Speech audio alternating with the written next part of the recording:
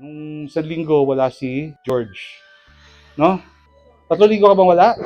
Pinagdasal natin si George. Naalala niyo ba yun? Pinagdasal ka namin, George. So, merong kinuha sa kanya. Medyo nakaka-depress yung gano'n, no, George?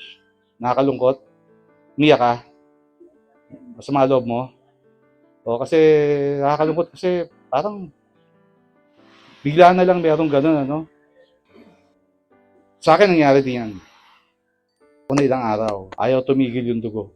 Nakaka-depress. Gusto mo, isang biglaang himala. Boom! Tapos. No. Gusto mo, Lord, tanggalin mo na lang to kung gusto mong tanggalin. Alisin mo na lang to, tigil mo na to, pagdudugo na to, kung gusto mo, tanggalin mo na to. Kaya mo naman eh. Nangyari yon at mangyayari yon. Pero minsan, kaharian ng Diyos, you have to trust the process. Araw-araw na ginagawa niya, may pag-asa. Hanggat nakadilat ka, buhay ka, di ba? Mamaya konti, nawala rin, no? Nawala rin yung takot, yung pangamba, although may gagawin pa isa sa'yo. Pero, kaya sa akin, sabi ko, tigil mo ito pagdudugo na to.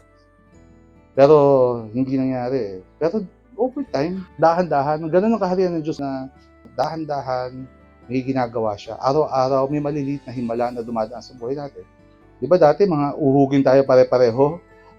Pero ngayon, tignan nyo, lalaki nyo na. Malulusog tayo lahat. So, may ginagawa ang Diyos sa buhay natin. Pagka may sakit kayo ngayon, ilang araw lang, mamayang konti, wala na. So, ganun ang ginawa ng Panginoon nung ginawa niya ang sangkatauhan, tayong lahat. Una niyang ginawa, oras. Yung coordinates natin, oras at saka space. Naggawa siya ng araw, naggawa siya ng dilim. Dito, naghahari ang Diyos. Siya may gawa di ba? Kung sino may gawa, sa Kanya yun. Kailangan lang, sabi nga, we trust the process. At saka, pagaya nung binasa natin, merong nagsimula. Kailangan may magpunla. Kailangan may magtanim. Para mamayang konti, isang malaking puno, magiging mayabong, doon mananahan ng mga ibon, marami makikinabang. So, sa buhay natin, saan nangyayari ito? Sa bahay natin, sa pamilya. Hindi yan isang magic na bigla na lang yung mga anak mo, mababait na tao na yan. Mabubuting nila lang na yan. Kailangan tinatanim natin yung kabutihan. Dapat tinatanim natin yung kaharian ng Diyos. Yung kaharian ng kabutihan, kaharian ng pagpapatawad, kaharian ng pagmamahal.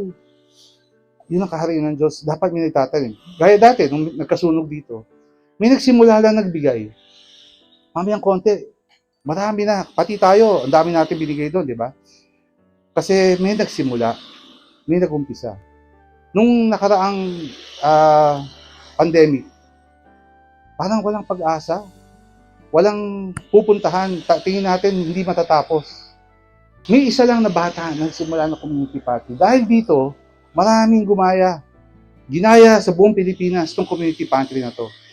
Isang kabutihan na sisimulan, mamayang konti yayabong lalago. Hindi tayo gumagawa ng kabutihan dahil ito yung daan natin papunta sa langit. Ang umpisang-umpisa dapat isipin natin grasya yan.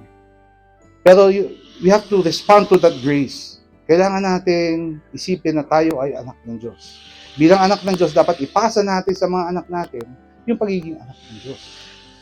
Kailangan ipunla natin yan. Hindi yan magic na mamayang konti. Paglaki ng mga anak, mabubuting tao, kung hindi yung ipupunla yan.